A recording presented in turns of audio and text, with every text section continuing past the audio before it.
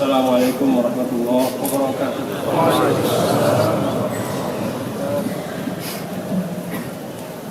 Alhamdulillah, wassalatu wassalamu ala sayyidina wa habibina Muhammad ibn Abdullah wa ala alihi wa sahbihi wa man tabi'a hudah ila yaumil qiyamah.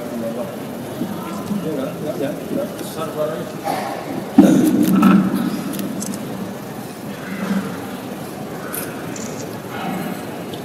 Bapak-bapak dan saudara, alhamdulillah, syukurillah, pada siang hari ini kita kembali dapat bertemu, bermajelis. Kita punya waktu biasanya berapa lama? 1 jam, jadi selesai jam 2:17 ya, jam 2:15 lah. Saya akan menyampaikan sekitar 30 menit atau lebih sedikit, kemudian kita mungkin ada diskusi dan tanya jawab ya, atau masukan-masukan. Bapak-bapak dan saudara-saudara sekalian, giliran saya membawa tafsir pada Jumat ini, dan tafsir kita baru di awal-awal ya. Ini yang ke-4 kalau tidak salah majelis kita, atau yang ke-5 untuk tafsir. Dan kita masuk pada Al-Baqarah ayat berapa ya?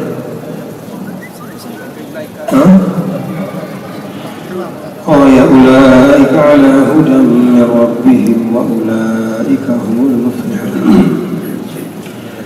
Bapak-bapak dan saudara sekalian, alhamdulillah wa syukurillah, suratul Fatihah kita selesaikan, dan sekarang masuk pada ayat ke-6 ya, dari suratul Baqarah. Suratul Baqarah adalah surah kedua min haitsu tartibul mushaf, walaupun dari sisi waktu turunnya adalah termasuk minal madaniyat, atau surah yang turun setelah hijrahnya Nabi kita, Nabi besar Muhammad sallallahu alaihi wasallam. Suratul Baqarah ini menghimpun banyak pokok-pokok dan ajaran-ajaran utama dalam Islam, lengkap dalam Al-Baqarah. Keimanan kepada Allah dan rukun-rukun iman yang lain juga panjang dibahas. Demikian pula perintah-perintah syariat juga lengkap di dalam suratul Baqarah, khususnya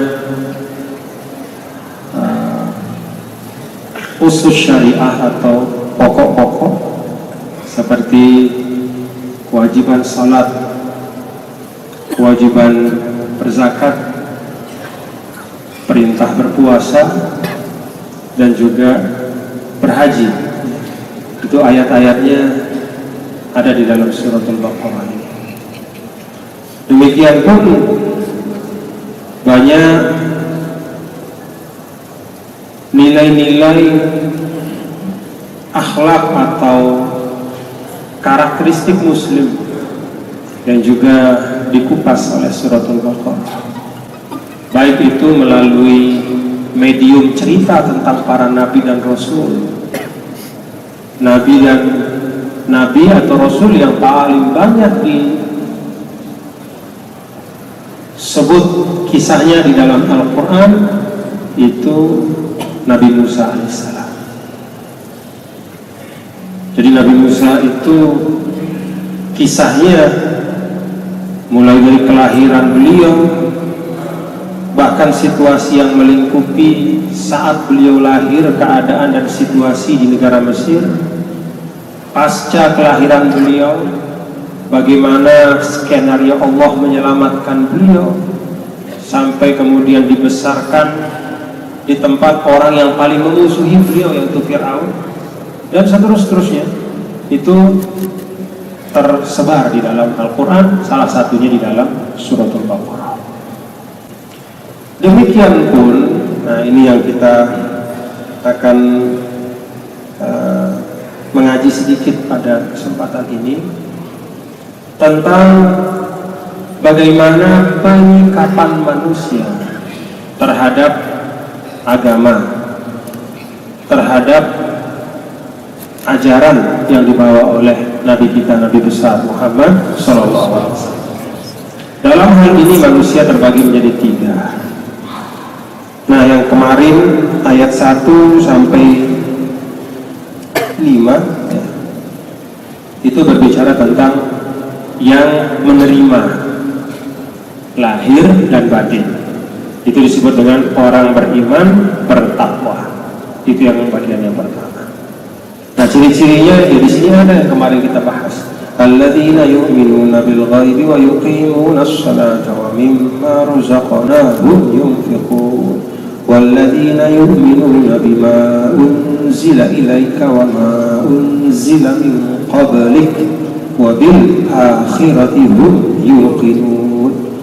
Ulaika 'ala hudan min rabbihim wa ulaika humul muflihun. 5 ayat. Kelompok yang kedua adalah kelompok yang menolak terang-terangan. Nah, ini ayat yang akan kita baca. Apa ayatnya? Innal ladzina kafaru sawa'un 'alaihim a'anzartahum am lam tunzirhum la yu'minun. Khatamallahu 'ala qulubihim wa 'ala sam'ihim wa 'ala absarihim ghishawatun wa lahum 'adzabun 'azim. 2 ayat saja. Jadi Al-Quran itu tidak mau perpanjang kalam pada hal-hal yang sudah jelas. Maka ayat yang mengupas tentang orang-orang yang kufur kepada Allah,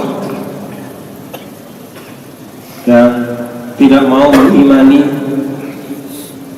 keesaan Allah dan risalah Nabi kita, Nabi besar Muhammad sallallahu alaihi wasallam, cukup 2 ayat. Bagaimana keadaan mereka? Di sini digambarkan. Innal ladzina kafaru, sesungguhnya orang-orang yang kufur kepada Allah, sawa'un 'alaihim, sama saja atas mereka. Andartahum, apakah engkau mengingatkan mereka? Am lam tunzirhum, atau engkau tidak mengingatkan mereka? La yu'minun, mereka tidak akan beriman. Bapak-bapak dan saudara-saudara, ayat ini kata para ulama disepakati. Ayat ini adalah menyangkut orang-orang yang kufur kepada Allah Subhanahu wa ta'ala dan memang sudah tidak bisa diharapkan dia beriman. Maka dicontohkan yang masuk ke dalam ayat ini seperti Abu Jahal, seperti Abu Lahab, yang memang sepanjang hidupnya dia tidak hanya mengingkari tapi juga melawan habis-habisan, dan sampai akhir ayatnya juga demikian. Maka dalam ayat ini disebutkan bahwa tidak, seakan-akan tidak ada gunanya, sama saja, tidak akan merubah mereka. Apakah engkau memberi peringatan atau tidak? Nah, di dalam penafsiran para ulama ada beberapa nuansa yang disebut sebagai hadza naun minat tasliyah. Ini bagian dari penghiburan Allah kepada Rasulnya. Jadi Rasul Shallallahu Alaihi Wasallam itu bukannya tidak pernah gundah seperti kita lah manusia. Kalau galau saya tidak tahu. Galau itu istilah baru, tapi gundah. Bahkan kegundahan beliau itu sampai pada tingkat atau titik di mana beliau terus menerus dihibur oleh istri beliau Sayyidah Khadijah. Setiap hari, setiap malam dihibur, dibesarkan hatinya. Nah, kenapa Rasulullah SAW gundah? Karena beliau Rasul, maka gundahnya beliau semata karena banyak yang tidak mau mengikuti apa yang beliau sampaikan. Jadi gundahnya bukan kayak gundah kita. kurang uang sedikit gundah, sakit kaki sedikit gundah. Kalau Rasul gundahnya tidak yang begitu-begitu. Jadi kegundahan beliau dan kegundahan yang kadarnya jauh lebih tinggi, yaitu kegundahan semata karena apa yang beliau sampaikan itu ditolak oleh banyak sekali. Maka terhadap itulah kemudian turun penghiburan dari Allah. Wa ma 'ala rasuli illa al-balagh. In 'alaika illa al-balagh.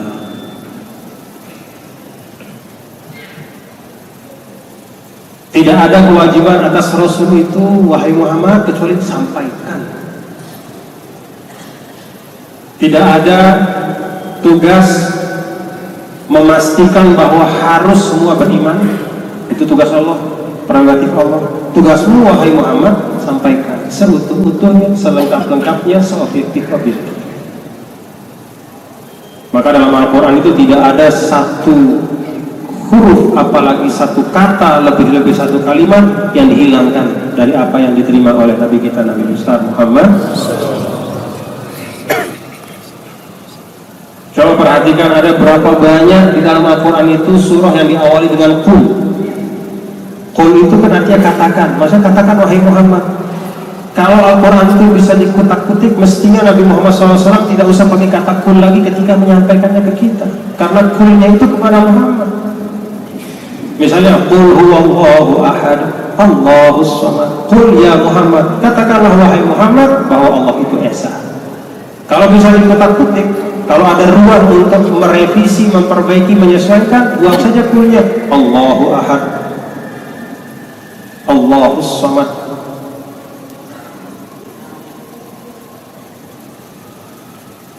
Tapi tidak ada ruang. Apa adanya, seutuh-utuhnya sampaikan. Nah, saat ada yang menolak, membantah, melawan, bahkan berusaha mencelakai, turunlah penghiburan-penghiburan. Ayat ini selain menggambarkan kelompok kedua dari manusia terhadap risalah Nabi kita Nabi Muhammad SAW, juga merupakan penghiburan kepada Rasul SAW, supaya tetap teguh, tidak putus dari jalan untuk menyampaikan. Khatamallahu ala qulubihim wa ala sam'ihim. Kenapa mereka tidak beriman dan tidak bisa diharapkan lagi sudah selesai urusannya? Mau diingatkan dan tidak diingatkan, mereka sudah tidak bisa berubah lagi karena mereka adalah orang-orang kufur yang khusus statusnya. Apa status mereka? Tidak seperti yang lain yang bisa berubah, dapat hidayah segala macam. Kalau ini khatamullah, dia sudah distempel hatinya. Nah, kalau kita lihat Al-Quran, di sini kan ayat ini khatamallahu ala qulubihim wa ala sam'ihim. Allah menstempel hati-hati mereka dan telinga pendengaran mereka. Ayat yang lain ada beda begini. Misalnya di surah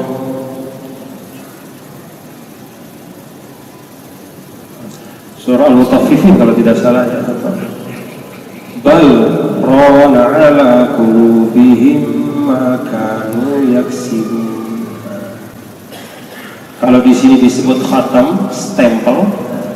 Kalau di surah Al-Mutaffifin ini bal rana, tetapi bernoda hati mereka, bertitik-titik hitam hati mereka. Maka yaksibun, karena apa yang mereka lakukan.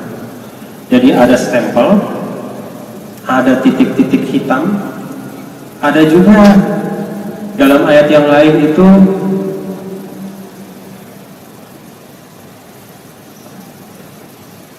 am ala qulubin aqfaluha. Apakah mereka itu termasuk yang hatinya itu sudah digembok dengan lapisan-lapisan gembok? Jadi ternyata ada tiga. Bagaimana sekarang merumuskan atau meletakkan ketiga rangkaian ini? Para ulama menyebutkan bahwa kalau orang itu berdosa, ya, di dalam hadis Nabi kita Nabi besar Muhammad SAW disebut, "Idza aznaba zamban," atau "man aznaba zamban nukkita fi qalbihi nuktatun sauda." Jadi kalau orang berdosa, berbuat dosa itu, hatinya yang putih bersih itu seperti ditotol sama totolan hitam satu. Fa in taba sutil qalbu, kalau dia taubat maka titik hitam itu seperti dihapus pakai penghapus atau tip. Apa tipexnya? Taubat. Wa in lam yatub zada dzalika. Kalau dia tidak taubat maka akan nambah titik-titik. Nah itulah roin itu rona. Rona bukan rona bahasa Indonesia, tapi roin. Roin itu noda-noda titik-titik kotoran. Nah itu tahap pertama. Jadi kalau orang berbuat salah, kalau dia taubat bersih lagi. Maka itu Allah Subhanahu wa taala kan tidak pernah putus ya. Kita secara pribadi kalau misalnya kita salah, kita taubat istighfar pada Allah, ya Allah ampuni saya, ya Allah, saya banyak salah, ya Allah ampuni dosa saya sebanyak-banyaknya, ya Allah, sebanyak lautan dosa saya mohon ampuni. Dijanjikan dalam hadis kursi, kalau ada seorang hamba mendatangi Allah dengan dosa sebanyak langit dan bumi, Allah akan datang dengan ampunan sebanyak langit dan bumi. Kita taubat secara kolektif, misal sebagai masyarakat kita banyak melakukan praktek-praktek yang buruk, korupsi, kolusi, kemudian suka saling menghujat segala macam. Ayo kita taubat secara kolektif, bersih lagi. Kalau tidak taubat, itu iswadda qalbuhu, maka akan banyak sekali noda-noda, itulah roin. Kalau sudah noda sudah terlalu banyak, hari-harinya nambah noda, terus tidak mau taubat, terus lama-lama datanglah stempel. Nah itu yang bahaya. Kalau sudah datang stempel, itu bahaya. Sudah datang stempel, kemudian semakin lagi tenggelam dalam segala macam yang buruk. Mulutnya kalau bicara selalu menyakiti orang, perilakunya tidak pernah menghadirkan kedamaian, kenyamanan, selalu menimbulkan. Maka kemudian bertambahlah dari titik-titik noda, kemudian yang kedua terstempel, dan yang ketiga dipasang gembok-gembok di hatinya. Nah kalau sudah itu sudah selesai.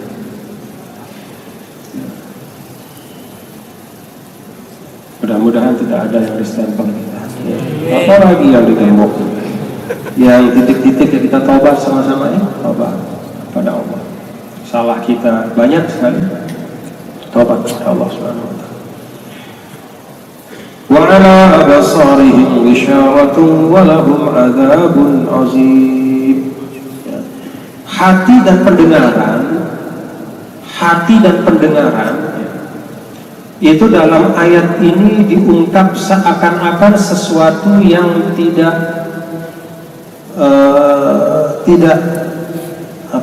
kasat mata. Bukan telinga tapi pendengaran, kan? Paham bapak-bapak? Beda telinga sama pendengaran nih. Banyak orang punya telinga tapi tidak punya pendengaran. Maka ayat ini sam'ihi, yang distempel oleh Allah bukan telinganya. Cari telinganya stempel mana? Nggak ada stempel. Siapapun sejahat-jahatnya orang, kita periksa telinganya nggak ada stempelnya di situ. Tapi sam'ihim, pendengarannya di stempel. Tapi kalau mata, nah itu gambarannya ghishawah. Ghishawah itu ghito itu tutup. Jadi matanya tertutup, tidak bisa melihat kebenaran. Walahum adzabun, maka bagi mereka azab yang besar sekali. Tidak habis waktunya. Nah ini dua ayat. Nah kemudian ini kelompok kedua itu dapat dua ayat. Kelompok pertama yaitu orang-orang yang beriman itu dapat 5 ayat penjelasan. Kelompok yang kufur kepada Allah terang-terangan, dia tidak mau beriman kepada Allah, dia tidak percaya Tuhan. Ya bahasa sini itu orang ateis, tidak percaya Tuhan. Apalagi percaya Rasul, karena Rasul itu bagian dari kepercayaan kepada adanya Tuhan.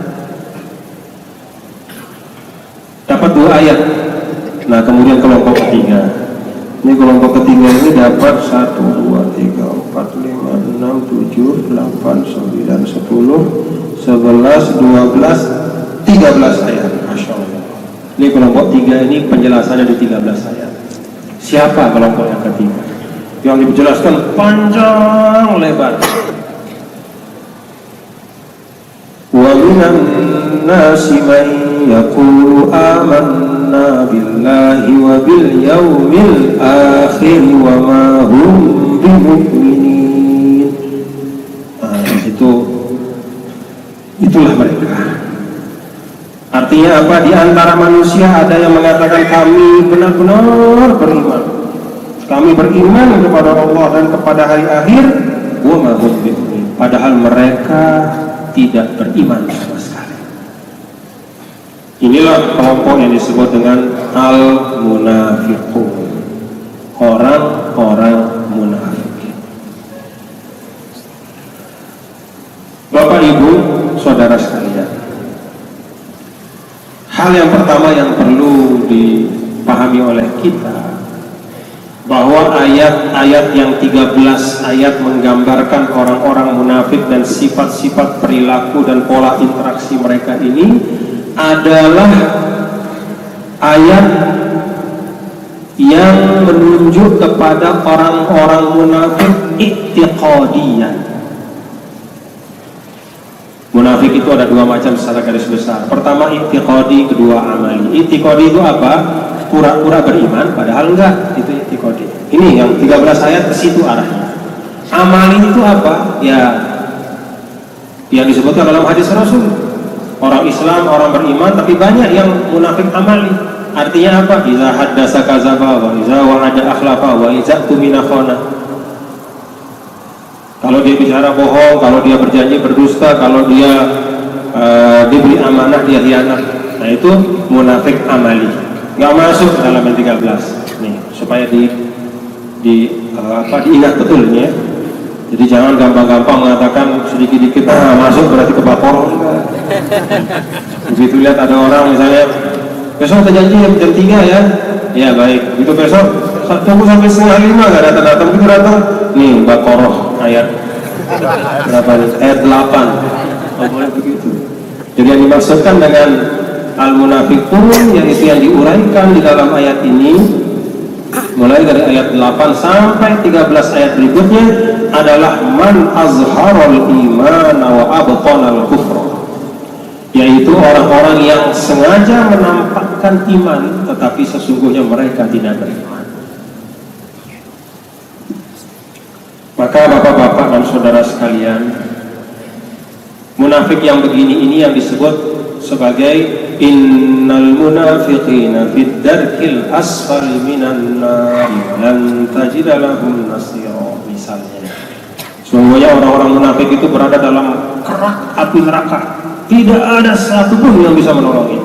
Munafik yang mana? Apakah yang kalau berjanji ketemu teman kemudian terlambat itu, ataukah ada orang misalnya diberikan satu titipan kemudian katakanlah dititipkan misalnya kambing, bukannya dia jaga justru kambingnya digorok misalnya, apakah itu? Enggak, bukan itu.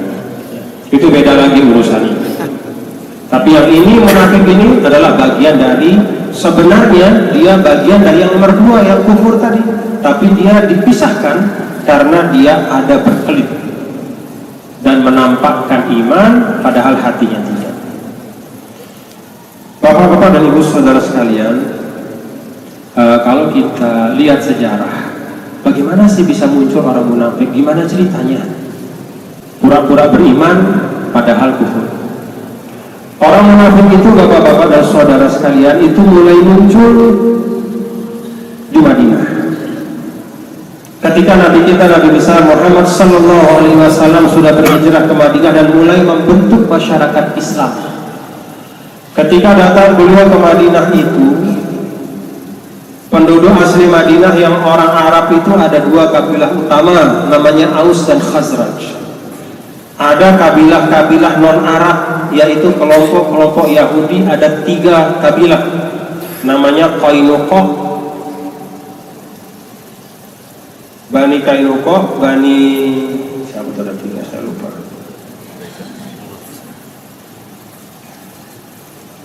Bani Quraizoh, ya, Bani Quraizoh, Bani Qainuqa, sama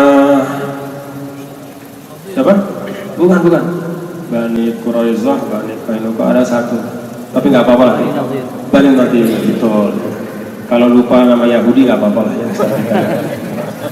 Nah, ada 3 kelompok. Nah, saya menyebutkan kelompok Yahudi ini dan kelompok Aus dan Khazraj ini karena ada latar belakang tumbuhnya orang munafik. Di Mekah tidak ada orang munafik. Kenapa di Mekah tidak ada orang munafik? Karena yang terjadi di Mekah sebaliknya daripada itu. Kalau di Mekah bukannya pura-pura beriman, tapi kemudian hatinya kufur. Yang terjadi di Mekah adalah kasus-kasus di mana orang beriman tapi pura-pura tidak beriman. Kenapa? Disiksa. Misalnya di dalam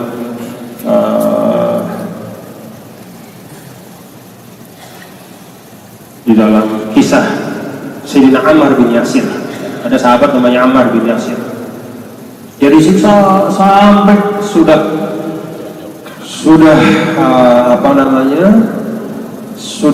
nyawanya sudah di ujung pedang.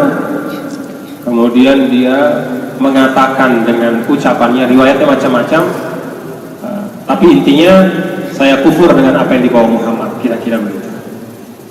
Setelah ngomong begitu dia sedih, nangis kepada Rasul, minta ampun, minta maaf, gimana saya sudah ngomong begini. Nah, kemudian turunlah firman Allah, illa man ukriha wa qalbuhu mutmainnun bil iman. Seorang mukmin pada saat dimana betul-betul keadaan yang menyebabkan nyawanya pasti, ya, menurut hukum akal pasti akan hilang, kemudian dia harus mengucapkan suatu kalimat yang menunjukkan dia kufur, maka ada rukhsah di situ, ada rukhsahnya. Tapi jangan cari-cari rukhsah ya. Jadi kurang makan sedikit misalnya, terus ada orang misalnya nawarin, kalau pokoknya siapa-siapa yang tidak beriman saya kasih duit 100.000, sedangkan itu saya nggak beriman Pak, bukan begitu. Tapi ini yang ukriha, memang ada pemaksaan yang betul-betul, dan qalbuhu mutmainnun bil iman. Sedangkan hatinya pada saat itu ketika mengucapkan hatinya tenang dengan iman, itu adalah mekanisme terakhir menyelamatkan jiwanya. Di Mekah yang begitu yang terjadi. Jadi orang munafik tidak ada di Mekah karena situasinya tidak memungkinkan. Justru sebaliknya yang terjadi, orang beriman pura-pura tidak beriman karena tekanan yang luar biasa. Jadi kemunafikan itu tumbuh di Madinah. Kapan dia tumbuh? Dia tumbuhnya adalah khususnya, ya. Pertama-tama belum ada orang munafik, karena ketika Rasulullah SAW datang ke Madinah itu dipandang sebelah mata dan dianggap tidak mungkin akan besar agama Islam ini. Maka tidak ada orang munafik. Ya tetap saja orang Arab yang tidak mau masuk Islam cuek saja, biarin aja itu masuk Islam. Orang Yahudi juga cuek saja, karena dianggap agama Muhammad ini, agama Islam ini adalah suatu ajaran kecil yang tidak mungkin akan jadi besar. Tapi, ketika kemudian konsolidasi umat itu semakin kelihatan, yang berhijrah dari Mekah itu semakin banyak datang ke Madinah. Kemudian kabilah-kabilah pun juga semakin banyak datang ke Madinah. Kemudian pada saat perang Badar itu umat Islam diberi karunia kemenangan oleh Allah. Mulailah kemudian Zoharat Syaukatul Islam, artinya mulai dihormati, dan mulai orang kemudian ingin untuk ikut menjadi bagian dari Islam agar mendapatkan beberapa kemanfaatan yang khusus bagi umat Islam walaupun hatinya tidak ada keimanan. Jadi motif-motif duniawi. Kenapa? Karena kan kalau misalnya bagian dari umat Islam ikut berperang, ketika pulang dapat pembagian ghanimah misalnya, contoh ya.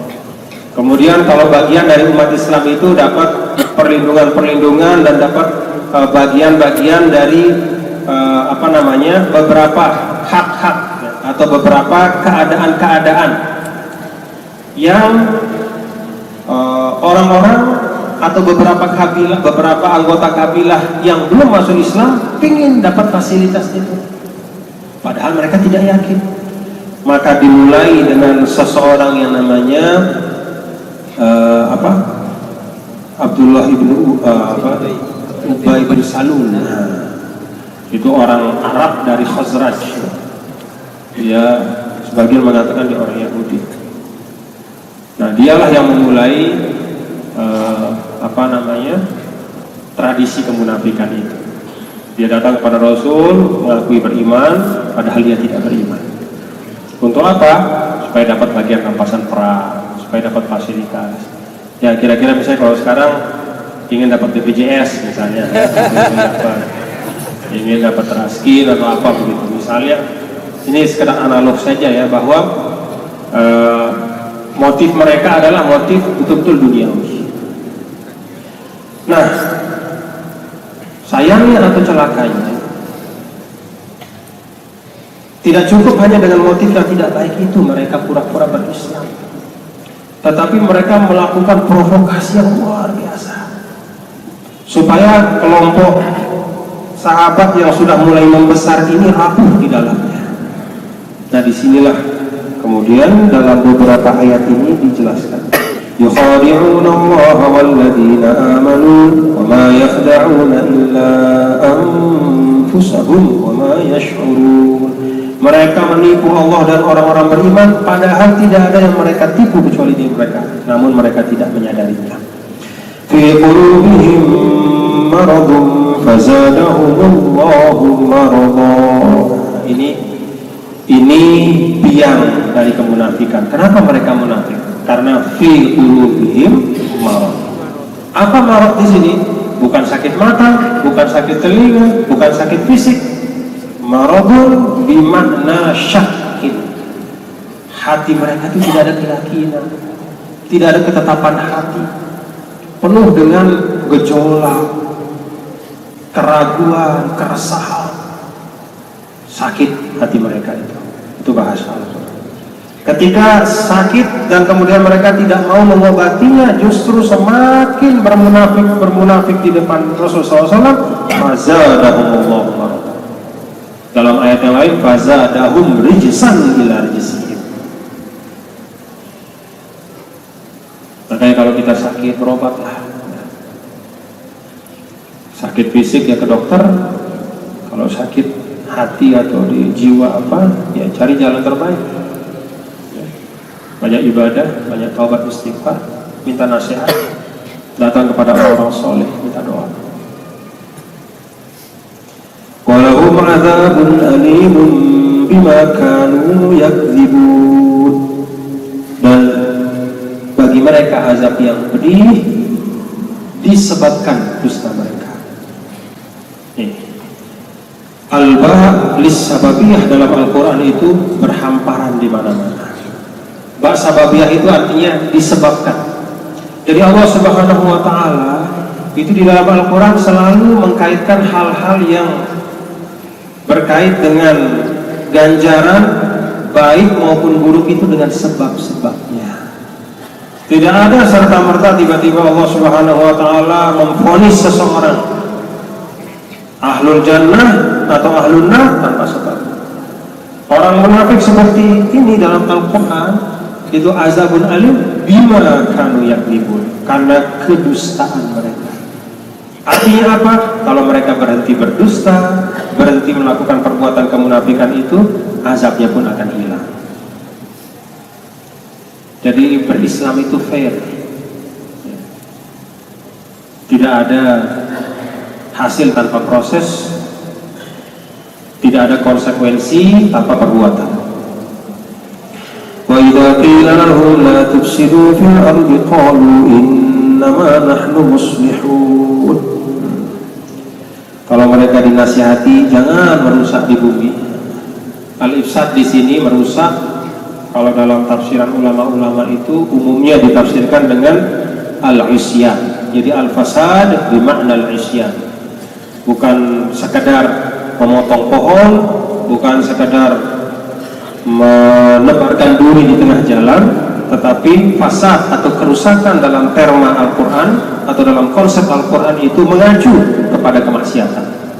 Jadi kalau ada bumi Allah ini, dia subur, makmur, tapi di dalamnya penuh dengan kemaksiatan dan tidak ada orang yang mau memperbaikinya, mati itu bumi rusak.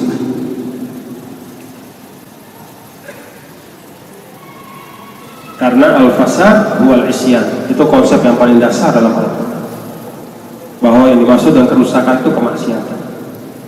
Itu sebabnya kata Imam Nawawi, Imam Ghazali, kalau ada rukun Islam yang keenam, rukun Islam keenam itu adalah amar ma'ruf nahi munkar, bernasihat.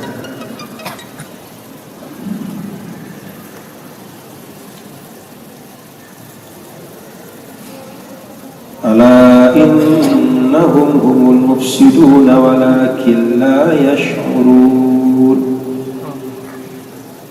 Sebenarnya sesungguhnya merekalah, ketika dikatakan kepada mereka jangan merusak, jangan bermaksiat, mereka mengatakan innama nahnu muslihun, kami ini justru para pembaharu yang memperbaiki, kami inilah orang-orang baik. Jadi diberitahu tak mau, karena takabur dan sombong. Ala innahum humul mufsiduna walakin la yash'urun. Ketahuilah sesungguhnya mereka lah yang merusak, namun mereka tidak menyadarinya. Wallahu subhanahu wa ta'ala. Masih panjang ini. Nanti kita sambung insyaallah pada kesempatan berikutnya. Bapak-bapak dan saudara-saudara sekalian, Al-Quran menangani isu-isu kehidupan dan isu-isu kemanusiaan itu porsinya sesuai dengan urgensinya. Kalau ada masalah yang urgen, pasti penjelasannya panjang. Kalau ada sesuatu yang kira-kira tidak terlalu perlu, pasti disinggungnya hanya sekilas. Mengapa penjelasan tentang orang-orang munafik ini panjang dijelaskan di dalam Al-Quran? Karena memang keberadaan mereka ini sering sekali, termasuk ketika zaman Nabi kita, Nabi besar Muhammad Sallallahu Alaihi Wasallam, itu menimbulkan kekacauan, menimbulkan kegelisahan.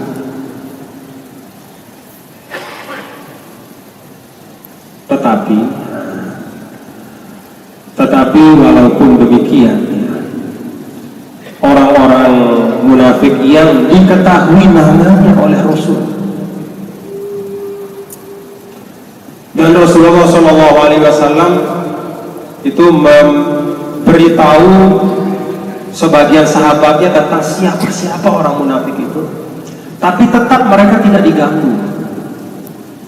Kenapa? Nahkum bizawahir. Karena dalam konsep Islam itu adalah ukuran dari bagaimana kita memperlakukan seseorang adalah dari perbuatan lahiriahnya. Kalau dia sudah bersyahadat, ya sudah, dia tidak. Bagaimana hatinya Allah yang tahu. Kita tidak boleh dan tidak bisa mengklaim bahwa kita tahu hati manusia. Dulu Usamah bin Zaid, seorang yang sangat dicintai oleh Nabi kita, Nabi besar Muhammad Sallallahu Alaihi Wasallam, yang digelari dengan Hibbun Nabi. Ketika di suatu peperangan, dia lagi mubarozah, duel dengan lawannya, terdesak lawannya, jatuh, pedangnya lepas. Begitu mau ditusuk sama Usamah, mau dibunuh, dia bersyahadat lawannya, la ilaha illallah. Oleh Usamah diterusin. Nabi tahu marah luar biasa. Kata Nabi, kenapa dibunuh Usamah? Ya kan terpaksa dia ngomong syahadat karena pedangnya sudah diusir. Di mana ya mungkin 99% atau 100% begitulah sebenarnya, bahwa si fulan itu mengungkap syahadat adalah karena sudah merasakan ujung pedang di lehernya sehingga dia cepat-cepat. Apa kata Rasul? Hala syaqaqta qalbah. Memangnya kamu sudah belah dadanya? Jadi ketika seorang sudah bersyahadat la ilaha illallah Muhammad Rasulullah, maka nyawanya, kehormatannya dan semuanya dijaga. Bahkan konsep Islam lebih jauh lagi, kepada orang yang tidak beriman pun, selama tidak udwan, tidak secara sengaja berusaha untuk merusak orang-orang yang beriman, memusuhi secara nyata, apalagi mengusir dari rumah-rumah mereka, wajib tabarruhum wa tuqsitu ilaihim. Kita juga harus berlaku adil. Tidak boleh zalim. Pergi ke toko misalnya, nawar barang, misalnya ke restoran lah misalnya ya, beli nasi gitu, satu porsi berapa, 25.000. Begitu pulang dia taruh uang 20.000 terus dia lari. Tanya sama temennya, kenapa lari? Ya, itu kan non muslim yang punya nggak apa-apa lah, kasih 20.000 saja. Zalim itu. Dalam muamalah harus adil. Tidak boleh ada kezaliman, tidak boleh ada kecurangan, tidak boleh ada mengambil hak orang siapapun itu, muslim maupun non muslim. Tidak boleh. Nah, bapak-bapak dan saudara sekalian,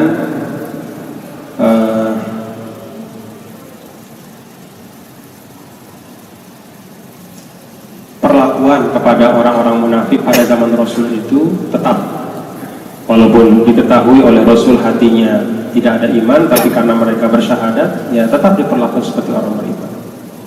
Ada satu kisah dulu Rasul SAW pada waktu pulang dari perang Tabuk itu kan ya, banyak ceritanya di dalam kitab-kitab sirah. Ada 14 orang munafik dari Madinah ikut sama pasukan Nabi, dia ikut. Tapi mereka kemudian bersepakat menanti Nabi di satu kan di padang pasir itu banyak batu-batu besar ya. Nah mereka bersembunyi di balik batu itu, menunggu sampai Rasulullah SAW lewat, dengan maksud kemudian mereka akan membuat ribut tiba-tiba yang menyebabkan onta Nabi akan kaget dan melempar Nabi jatuh ke batu dan mati, meninggal. 14 orang. Allah memberitahu Nabi melalui malaikat Jibril, dan Nabi SAW memberitahu Huzaifah, salah seorang sahabatnya, 14 orang itu.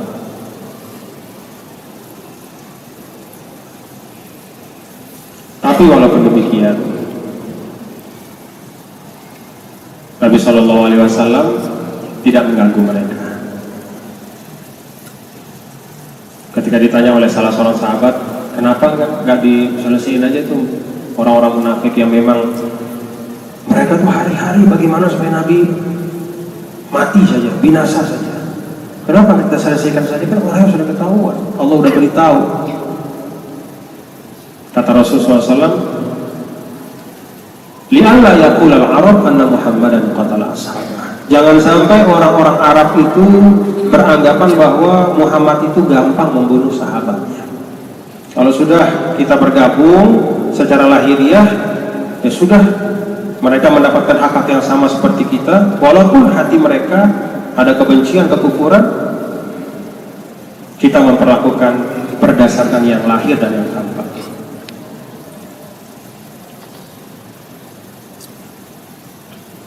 Nah, jadi ini juga bagian dari ujian kita untuk membangun satu komunitas ya, bahwa kalau kita membangun masyarakat, ingin masyarakat kita maju, ya lahir batin harus sama-sama gitu. Kalau ada yang lahirnya sama, batinnya berbeda, pasti akan menghambat kemajuan dari masyarakat. Lain dulu lagi budi, di depan berenggih, tapi di belakang wallahu a'lam bishawab. Nah, bapak-bapak dan hadirin-hadirat sekalian, itu sebagian ya, tentang pembahasan dari ayat 6, 7, 8, 9, 10, 11, 12. Insyaallah nanti kalau panjang umur kita mulai dari ayat 13. Amin. Masih tentang sifat-sifat orang munafik. Tapi sekali lagi, nifaq i'tiqadi, bukan nifaq amali. Bapak dan saudara sekalian, ya, tentu dua-dua macam kemunafikan ini tidak baik ya. Tetapi bedanya adalah kalau nifaq yang pertama ini mengeluarkan seseorang dari iman, kalau nifaq yang kedua ini tidak mengeluarkannya, hanya menyebabkannya menjadi orang fasik kalau dia tidak taubat. Jadi nifaq amali seperti suka bohong, suka khianat, suka suka melanggar janji, kemudian suka dusta, korupsi dan segala macam itu, buahnya adalah kefasikan, bukan kekufuran. Tapi yang munafik i'tiqadi, zahirnya mengatakan saya beriman, tapi dalam hatinya ini kan cuma lip service saja misalnya. Nah itu buahnya adalah kekufuran. Tapi walaupun kemunafikan amali ini tidak melahirkan kekufuran, kita harus ingat bahwa kefasikan itu adalah salah satu yang bisa menciptakan lingkungan kekufuran. Ya, orang bisa saja hilang keimanannya kepada Allah, tidak lagi menghormati agama kalau dia sudah terlalu lama dan terbiasa melakukan perbuatan yang melanggar tuntunan agama. Sudah terbiasa berpuluh-puluh tahun sehingga akhirnya walaupun dia tidak mengatakan dirinya kufur, tetapi lisanul halnya sudah menunjukkan dia kufur. Na'udzubillah min. Nah, intinya adalah bapak-bapak dan saudara-saudara, ya tentu apa yang kita baca dari Al-Quran Al-Karim adalah tuntunan dan pedoman bagi kita, hal-hal yang menjelaskan tentang sifat-sifat orang beriman, mudah-mudahan bisa terhiasi dalam diri kita. Amin. Kemudian karakteristik orang-orang munafik mudah-mudahan terjauhkan dari diri kita, provokatif, manipulatif, kemudian insinuatif, halusinatif, selalu membolak-balik, yang baik jadi buruk, yang buruk jadi baik, selalu ada disinformasi, memprovokasi, membuat perpecahan.